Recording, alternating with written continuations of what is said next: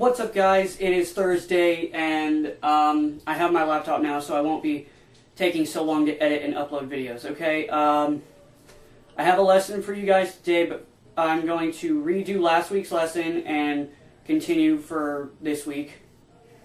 Quick thing before I start. Tuesday there wasn't a video because of the fact that I had went over to my friends to edit and upload, and their computer crashed on me. Yeah. You can shut up.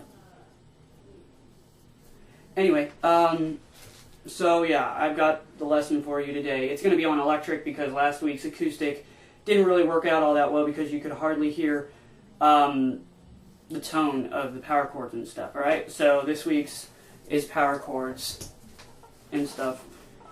And it's also going to be regular chords like G chord, D chord, C chord, alright?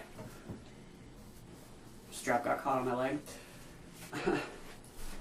Alright, so last week I was telling you about power chords, which was this formation of your fingers both on two separate frets with one space in the middle on two separate strings, right?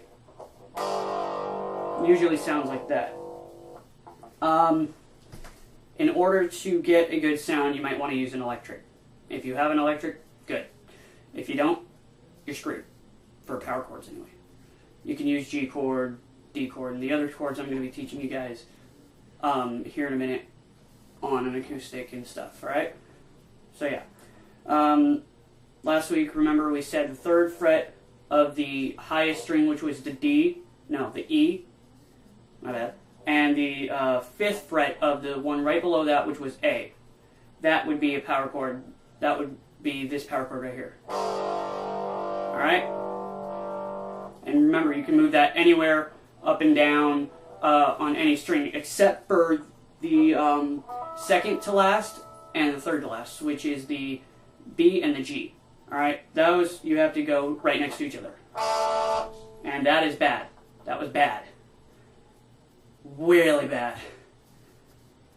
Anyway, on with the lesson.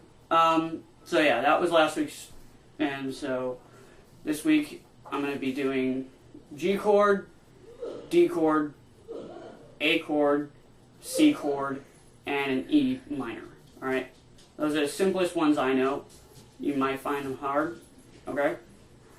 For the G chord, your middle finger wants to be on the third fret of the low E, so the lowest string, which is the highest string.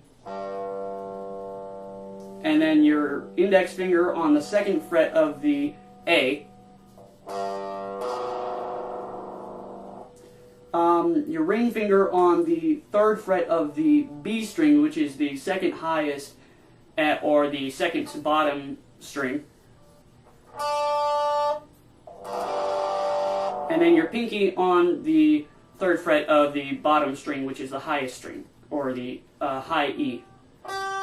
So that's going to sound like this. I usually take off my index finger and just play it like this. It gives a more solid sound to it, so if you're playing it like that, it'll be easier. Alright, the next one I'm going to do is a C chord. It's a little more difficult and confusing, but after a while it'll be like really easy. Alright, it's ring finger on the third fret of the A string, and you're gonna mute the E string. You're gonna mute it with your thumb like this, so that they can't hear it. You're gonna mute it with this thumb right here. So ring finger is on the third fret of the A. Middle finger is going to be on the second fret of the D. And your index finger is going to be on the first fret of the B string, the high B string, the second to bottom. And remember to mute that with this thumb so that you don't have terrible sound. Alright, it's a little out of tune, I know. Alright, so that's the D chord. No, that's the C chord, my bad. And the next chord is the D chord. The D chord is the more simple one, alright? It's just using these bottom 4 strings right here from the D to the high E. All right, you're not using either of the top strings.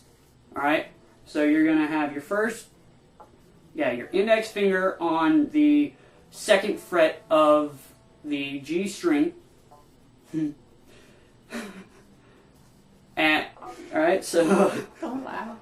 sorry, that one for your index finger. That's the G string 2nd fret.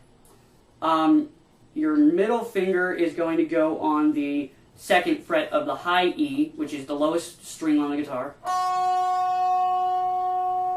And then your ring finger is going to go on the 3rd fret of the string right between those two, which is the B, alright? So, G, B, E. And you're going to have them all on here like this, in this formation. It's going to be like you got a W on your hand. Alright, that's a D chord. And then the last one I said was E minor. That's really simple. This one's like the simplest one. I should have gone with this one first, but no, I didn't. You're not using any other strings except for the A string, the D string, and the G string. Anyway, to play an E minor, you want your middle finger on the 2nd fret of the A, and then your ring finger on the 2nd fret of the D. And then you're just going to strum those 3. No, those 2. To do a regular E chord, you're going to add your index finger to the 1st fret of the D, G, the G. Alright? So E minor, E. It's got that little higher part. You can always hear a difference. And I know I said that was the last chord, but I remember saying an A chord. So, yeah. I got one more for you guys. The A chord is just, it's like a D, except for it's using the D chord, the D string, the G string, and the B string. Man. So yeah, the D, B, and G. You're going to have your index finger on the 2nd fret of the D, your middle finger on the 2nd fret of the G, and your ring finger on the 2nd fret of the B. Alright? That's an A chord right there. Alright, that's all I'm going to show you guys today. Sorry if I fucked up. Pardon my language. Sorry if I messed up in any of the parts. I will try to edit out that stuff now because I just got a new laptop and badass stuff for it. Alright. And then quick reminder, for tomorrow I need topic and background suggestions, okay? I started putting paint splatters all down here and across over here. And that'll go well with what I have an idea of, alright? So if you guys have any idea for that, please let me know. As always, I want to say thank you to subscribers and supporters for showing your support and love. Thank you. And I will see you guys tomorrow. Alright? You. Come here. Come here. Come here. Come here. I want to say hello. Okay? Hello. Here, let's have her say hello. Say hello. Hi. She didn't say hello. What the hell? No!